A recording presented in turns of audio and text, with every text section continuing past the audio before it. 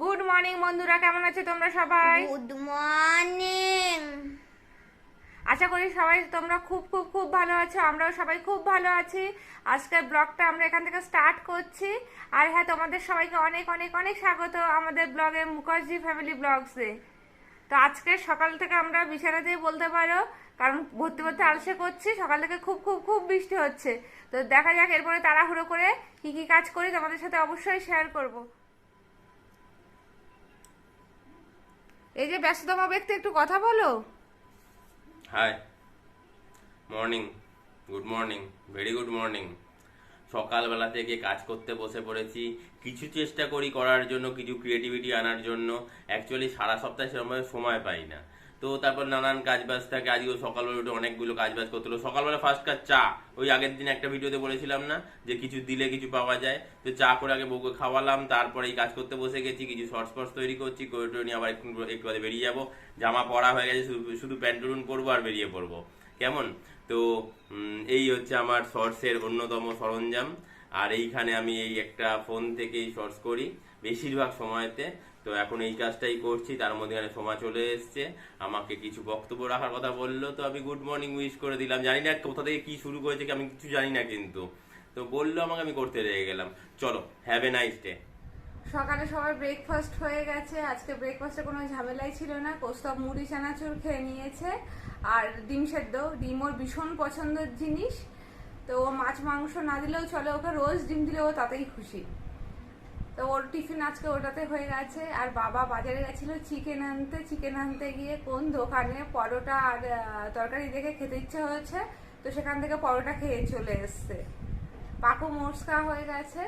আমিও একটু ছোলার ডাল ছিল, গতকাল রাতে করেছিলাম, সেই ছোলার ডাল দিয়ে রুটি দিয়ে আমি খেয়ে নিয়েছি। তো সবার টিফিন এভাবে হয়েছে। আর মা মুড়ি চানাচুর একটু খেয়েছে আর কি বলে চা বিস্কুট খেয়েছে।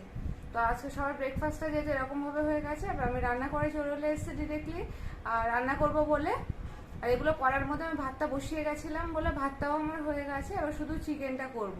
আর গতকাল ডাল করেছিলাম আর তরকারি রয়েছে করা, তো তাতে হয়ে যাবে। আর চাটনি তো আমার স্টোর করাই রয়েছে এখনো পর্যন্ত। এবার চলো, আমি চিকেনটা অ্যাজ ইউজুয়াল যেরকম রান্না করি হালকা পাতলা করে সেরকমই রান্না করবো। আর তোমাদের সাথে শেয়ার করবো যে আমি চিকেনটা কীভাবে রান্না করছি।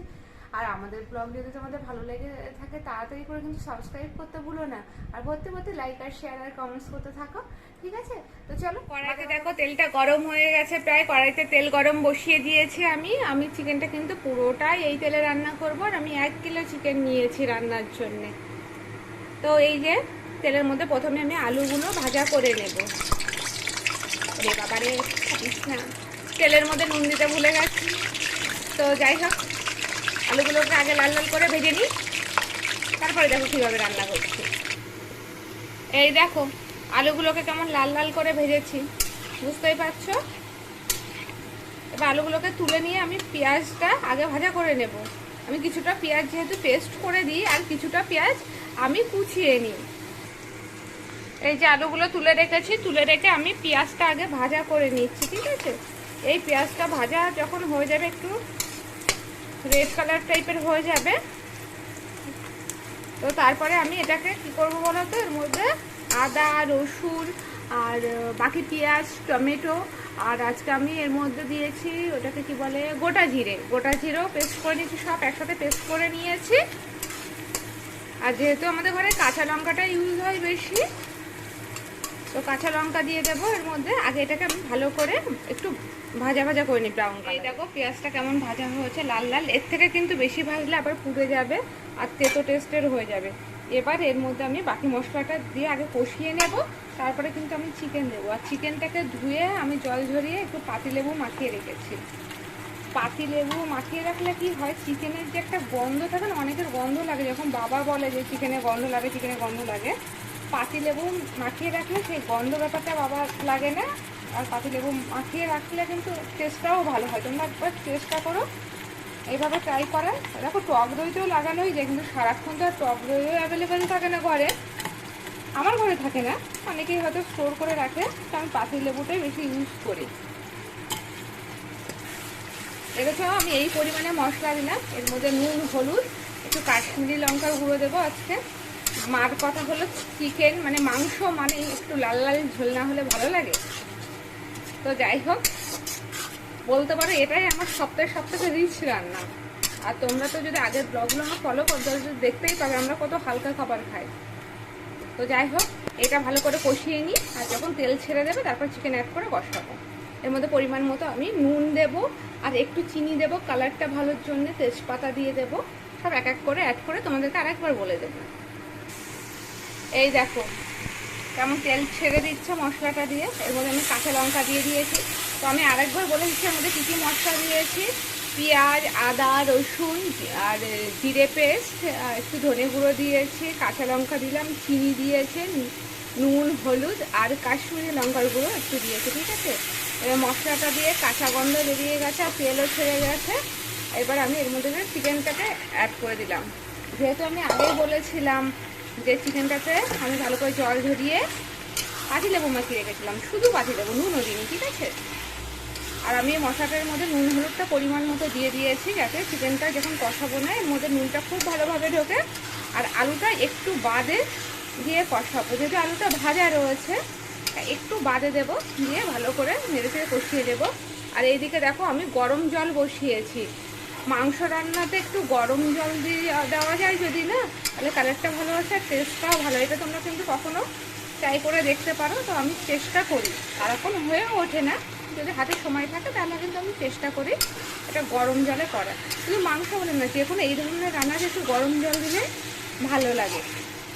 তো যাই হোক, আমি এটা ভালো করে কষাবো, কষে এর মধ্যে জল অ্যাড করে দেবো, গরম জল।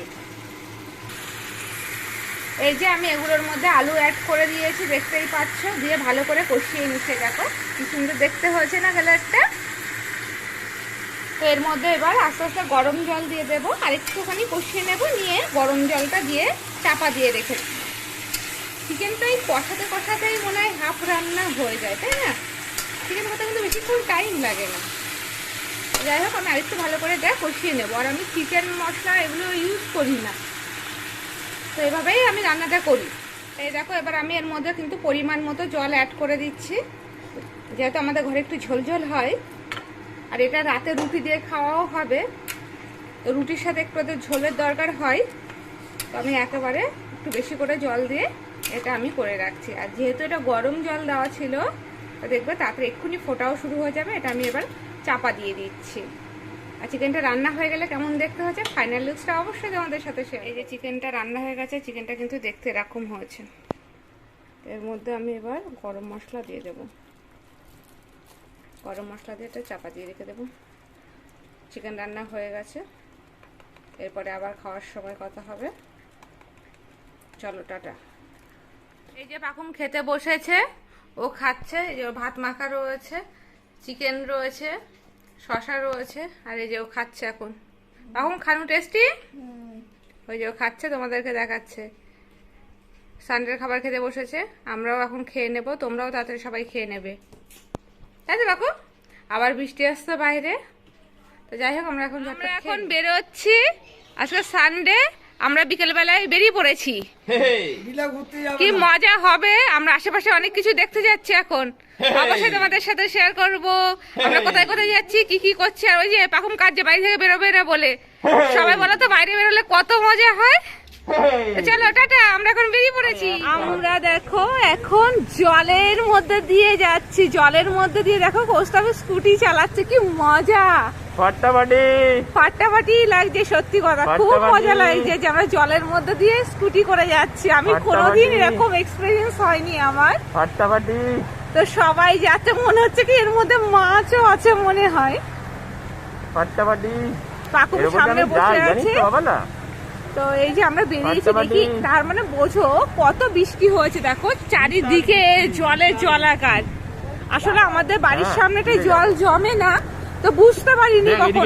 এই দেখো চারিদিকে কত জল, সত্যি খুব একটা ভালো এক্সপেরিয়েন্স। আজকে বেরিয়েছিলাম বলে সব দেখো অবস্থা এখানে। তবে এই রাস্তাটায় জল নেই, জলটা আমরা ক্রস করে এসেছি। আমরা এখন রাস্তাঘাট ঘুরে এসেছি, ঘুরে এসে এই গঙ্গার ঘাটে এসেছি। দেখো সন্ধে হয়ে যাচ্ছে, আকাশটা এরকম লাগছে। আর দূরে কিন্তু বেলুড় মঠও আছে এখানে। মাম্মা হ্যাঁ ওই দেখো তো সানসেট হচ্ছে। ওই যে সন্তুলা বললো ওই যে দূরে সানসেট হচ্ছে, আর এই যে সন্তুলা আমরা এখানে মজা করব। এই যে আমরা কিন্তু এখানে প্রায় আসি, কখনো তোমাদের সাথে শেয়ার করা হয়নি। তো আমরা এই যে এসছি, আর এই কোসা ফোনে কথা বলছে। আর এই দেখো জেঠি ঘাট রয়েছে, এখন তো সবকিছু বন্ধ রয়েছে, পুরোপুরি চালু হয়নি। তো এই দেখো এখন জোয়ারের জলটাই রয়েছে আর কি, জল এখনো নিচে নামেনি। দেখতে পাচ্ছ তোমরা কি সুন্দর লাগছে দৃশ্যগুলো দেখতে। আর এই যে দূরে দেখাচ্ছি, কতটা বুঝতে পারবে কিনা জানি না, এই যে মন্দিরের চূড়োটা দেখা যাচ্ছে না, এটা কিন্তু বেলুড় মঠ। ওই পারে আলো জ্বলে গেছে, দেখো আলোগুলো কি সুন্দর লাগছে দেখতে। আকাশটাও কি সুন্দর হয়ে রয়েছে সন্ধে হয়ে যাচ্ছে বলে। আর জলে সব দেখো কচুরি পানাগুলো যাচ্ছে। এই দেখো আকাশটা, পাখুম বললো আকাশটা দেখাতে, তা আমি এই আকাশ দেখাচ্ছি। আকাশ দেখে মনে হচ্ছে না। তা আমরা এখানে খানিকক্ষণ থাকবো, বসে থাকবো, খানিকক্ষণ মজা করব, তারপরে বাড়িতে যাবো। আর যেহেতু ছুটির দিন আছে, সন্তুলার পড়াশুনোও নেই, তো দেখো গঙ্গাতে একটা ঠাকুর ভাসান হবে, তো ঠাকুরটা নিয়ে আসছে। আমরা কিন্তু আজকে ভাসানটাও দেখবো, অনেক দিন বাদে ঠাকুর ভাসান দেখবো। এটা কি ঠাকুর গো? এটা কি ঠাকুর? বড় ঠাকুর? ও এটা রক্ষা কালী। পুজো ছিল এর মধ্যে? বড় ঠাকুর না, এটা কালী ঠাকুর না, এটা বড় ঠাকুর আছে। তা এই দেখো ঠাকুরটাকে নামাচ্ছে আস্তে আস্তে করে, নামিয়ে তারপর ভাসান দেবে। যদিও অন্ধকার অন্ধকার হয়ে গেছে, তবুও আমি চেষ্টা করছি ভিডিওটা ঠিকঠাক করে করার জন্য, যাতে তোমরা বুঝতে পারো ভাসানটা। এই দেখো ঠাকুরটা একটু একটু করে নিয়ে আসছে। দড়ি আছে উপরে। এই দেখো এটা বড় ঠাকুর। সবাই বললো বড় ঠাকুর নাকি বিসর্জন হয় না, আমার জানা ছিল না, তো যার জন্য এটা গঙ্গার ধারে রেখে দিয়ে গেল। এই দেখো ঠাকুরটা কি সুন্দর দেখতে, আর খুব সুন্দর করে সাজানো রয়েছে। এই দেখো ভালো করে দেখো তোমরা, কত মালা দিয়ে সাজানো, ঠাকুরটা খুব সুন্দর হয়েছে। তো এটা গঙ্গার ধারে রেখে দিয়ে চলে গেল।